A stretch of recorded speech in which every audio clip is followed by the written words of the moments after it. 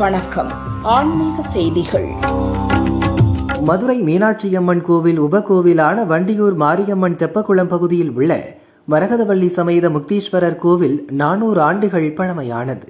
பிரசித்தி பெற்ற இந்த கோவிலில் திருப்பணிகள் நிறைவு பெற்று கும்பாபிஷேக யாக வேள்விகள் கடந்த 6ஆம் தேதி தொடங்கியது. யாக வேள்விகள் நிறைவு பெற்று இன்று காலை சிறப்பு பூஜைகளுக்கு பிறகு கடம் புறப்பாடாகி கோவிலை சுற்றி வலம் வந்தது. தொடர்ந்து வேத மந்திரங்கள் முழங்க மங்கள மேளம் இசைக்கு மரகதவள்ளி உடனான முக்தீஸ்வரர் கோவில் கோபுர கலசங்களில் புனித நீர் ஊற்றி கும்பாபிஷேகம் வெகு விமரிசையாக நடைபெற்றது. பக்தர்கள் மீது புனித நீர் தெளிக்கப்பட்டது. கும்பாபிஷேக விழாவில் அமைச்சர் மூர்த்தி, எம்எல்ஏ பூமிநாதன் உள்பட திரளான பக்தர்கள் கலந்து கொண்டனர். பக்தர்களுக்கு அன்னதானம் மற்றும் பிரசாதம் வழங்கப்பட்டது.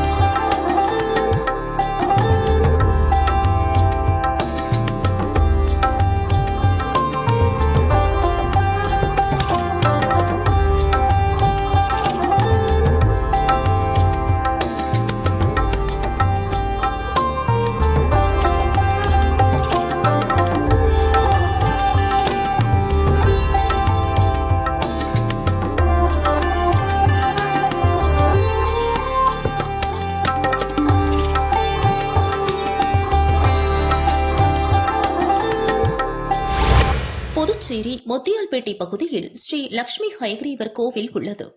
கார்த்திகை மாத ஞாயிற்றுக்கிழமையை முன்னிட்டு கோவிலில் 14ஆம் ஆண்டு ஏகதின லட்ச அர்ச்சனை சிறப்பாக நடைபெற்றது. ஆண்டுதோறும் கார்த்திகை ஞாயிற்றுக்கிழமை நரசிம்ம பெருமாள் தனது 3வது கண்ணை திறந்து பார்ப்பதாக ஐதீகம். கோவில் வளாகத்தில் உள்ள 11 நரசிம்ம பெருமாளுக்கு சகஸ்ரநாம அர்ச்சனை மற்றும் ஏகதின லட்ச அர்ச்சனை நடைபெற்றது. நரசிம்மரை வழிபட்டால் பயம் நிவர்த்தி, தம்பதிகள் ஒற்றுமை, புத்திர பிராப்தி, தொழில் முன்னேற்றம் உள்ளிட்ட சகல சௌபாகியமும் கிடைக்கும். திரளான பக்தர்கள் ஓம் நமோ நாராயணா கோஷத்துடன் சுவாமி தரிசனம் செய்து மனமுருகினர்.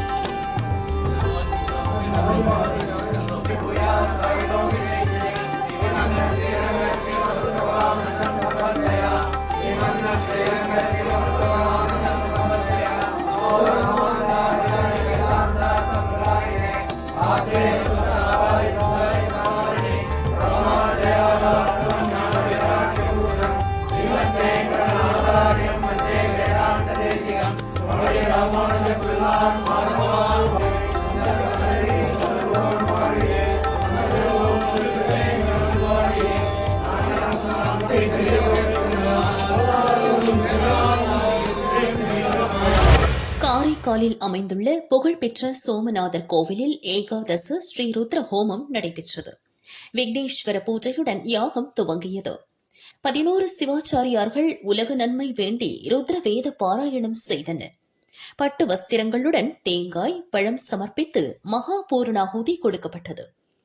அதைத் தொடர்ந்து யாகசாலையிலிருந்து தீர்த்தக்கடம் புறப்பாடானது. சோமநாயகி சமேத சோமநாதருக்கு 16 வகை வாசனை திரவியங்கள் சிறப்பு அபிஷேகம் நடைபெற்றது. பின்னர் யாகசாலையில் இருந்து எடுத்து வரப்பட்ட புனித நீரால் அபிஷேகம் நடந்தது. வெள்ளி கவசம் சாற்றி சர்வ புஷ்ப அலங்காரம் செய்தனர். ஷோடச மகா தீபாராதனை காட்டப்பட்டது. திரளான பக்தர்கள் ஸ்ரீ ருத்ர ஹோமத்தில் கலந்து கொண்டு சுவாமி தரிசனம் செய்தனர்.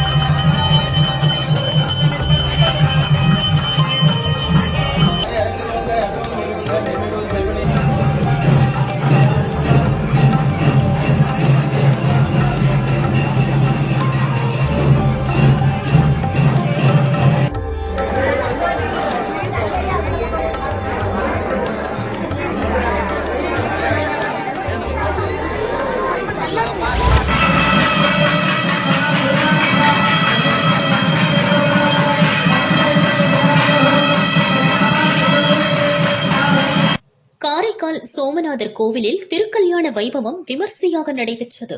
முன்னதாக உலக நன்மை வேண்டி ஸ்ரீ ருத்ர ஹோம பாராயணம் செய்தனர். தொடர்ந்து விக்னேஸ்வர பூஜையுடன் திருக்கல்யாணம் துவங்கியது.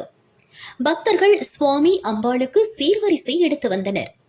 திருமண கோலத்தில் சோமநாயகி சமேத சோமநாதர் மணமேடையில் பிரவேசித்தனர். சுவாமி அம்பாளுக்கு மாலை மாற்றும் வைபவம் மற்றும் ஊஞ்சல் உற்சவம் நடைபெற்றது. திருக்கல்யாண யாகம் வளர்க்கப்பட்டது. வேத மந்திரம் முழங்க அம்பாளுக்கு மாங்கல்ய தாரணம் செய்தனர்.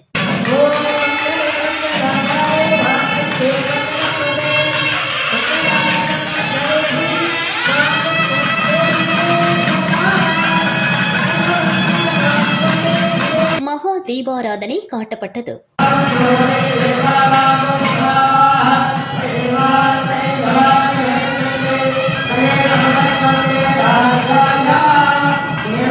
பக்தர்களுக்கு மஞ்சள், குங்குமம், திருமாங்கல்ய சரடு உள்ளிட்ட மங்கள பொருட்கள் வழங்கினர். திரளான பக்தர்கள் சிவசிவ கோஷத்துடன் திருக்கல்யாணத்தை தரிசித்து மனமுருகினர்.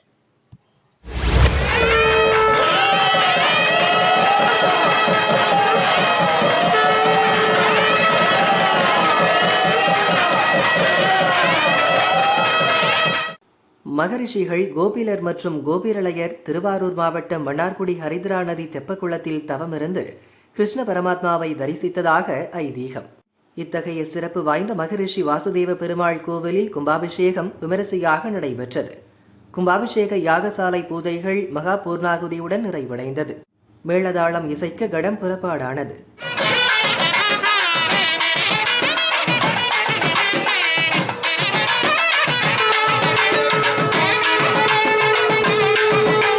வேத மந்திரங்கள் முழங்க பட்டாச்சாரியார்கள் கோபுர கலசத்திற்கு புனித நீர் ஊற்றி கும்பாபிஷேகம் செய்தனர்.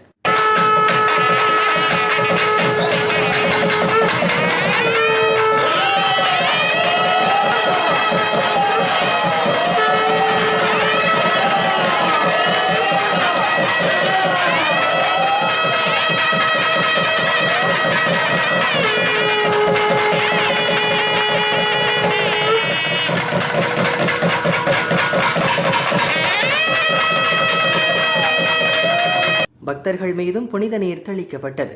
அதைத் தொடர்ந்து ஸ்ரீதேவி பூதேவி சமேத வாசுதேவ பெருமாளுக்கு மகா அபிஷேக அலங்கார தீபாராதனை நடைபெற்றது. கோவிந்தா கோஷம் முழங்க திரளான பக்தர்கள் கும்பாபிஷேகத்தை தரிசித்து மனமுருகினர்.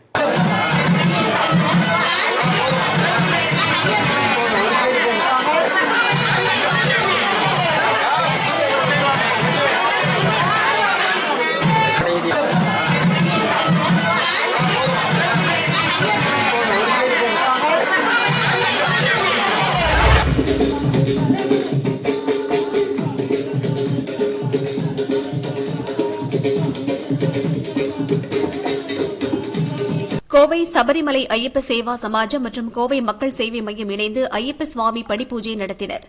மணியக்காரன்பாளையத்தில் உள்ள ஸ்ரீ கிருஷ்ணா கவுண்டர் திருமண மண்டபத்தில் நிகழ்ச்சி விமரிசையாக நடைபெற்றது. நொய்யல் ஆற்று டிரஸ்ட் அமைப்பைச் சேர்ந்த ஸ்ரீ ஸ்ரீ சுவாமி அஜித் சைதன்யா பூஜையை துவக்கி வைத்தார். பாரதிய ஜனதா தேசிய மகளிர் அணி தலைவி வானதி சீனிவாசன் தலைமை வகித்தார். சபரிமலை ஐயப்பனின் 18 படி சிறப்பு மற்றும் தத்துவம் குறித்து விளக்கப்பட்டது. மனிதன் 18 விதமான உலக ஆசைகளை துறந்தால் பரம்பொருளான இறைவனை அடையலாம். மேலும் விநாயகர், சிவன், விஷ்ணு, சந்திரன், சூரியன் உள்ளிட்ட 18 தெய்வங்களை 18 படிகள் குறிக்கிறது. பக்தர்கள் ஐயப்ப பாடல் பாடி சிறப்பு வழிபாடு நடத்தினர். மகா தீபாராதனை காட்டப்பட்டது. விழாவில் 108 குருசாமிகளுக்கு சிறப்பு 18 படிகள் வழங்கப்பட்டது. இதில் முன்னாள் பாராளுமன்ற விவகார இணை செயலாளர் முரளிதரன், முன்னாள் அமைச்சர் வேலுமணி உள்ளிட்ட பலர் கலந்து கொண்டனர். பக்தர்கள் சரண கோஷம் முழங்க சுவாமி தரிசனம் செய்து மனமுருகினர்.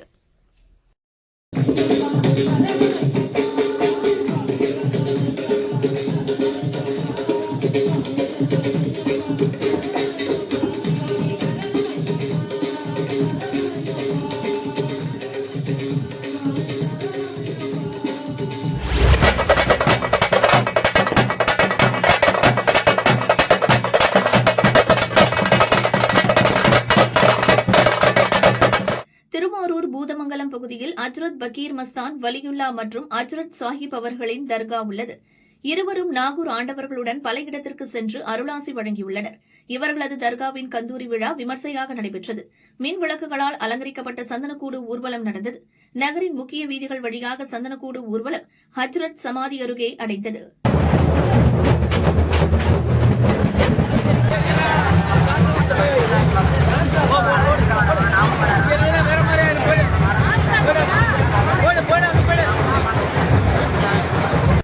பின்னர் சந்தனப்பூச்சு நிகழ்ச்சி நடைபெற்றது. வானவேடிக்கை முழங்க மயிலாட்டம் கொண்டிட நிகழ்ச்சிகளுடன் கந்தூரி விழா களை கட்டியது.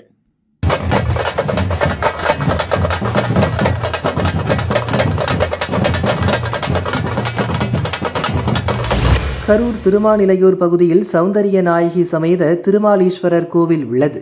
சிதிலமடைந்த கோவிலின் புனரமைப்பு பணிகள் நிறைவடைந்து கும்பாபிஷேக விழா துவங்கியது. காவிரியிலிருந்து கொண்டுவரப்பட்ட புனித நீர் அடங்கிய கலசத்திற்கு சிறப்பு பூஜை செய்தனர். கணபதி ஹோமம், வாஸ்து சாந்தி மற்றும் கோபூஜை செய்யப்பட்டது. 4 கால யாகசாலை பூஜைகள் மகா பூர்ணாகுதியுடன் நிறைவடைந்தது. மேளதாளம் இசைக்க கடம் புறப்பாடானது. வேத மந்திரங்கள் முழங்க சிவாச்சாரியார்கள் கோபுர கலசத்திற்கு புனித நீர் ஊற்றி கும்பாபிஷேகம் செய்து வைத்தனர். பக்தர்கள் மீதும் புனித நீர் தெளிக்கப்பட்டது. அதைத் தொடர்ந்து சௌந்தரிய நாயகி சமேத திருமாலீஸ்வரர் சன்னதியில் மகா அபிஷேக அலங்கார தீபாராதனை நடைபெற்றது. அன்னதானம் வழங்கப்பட்டது. திரளான பக்தர்கள் சிவசிவ கோஷம் முழங்க சுவாமி தரிசனம் செய்து மனமுருகினர்.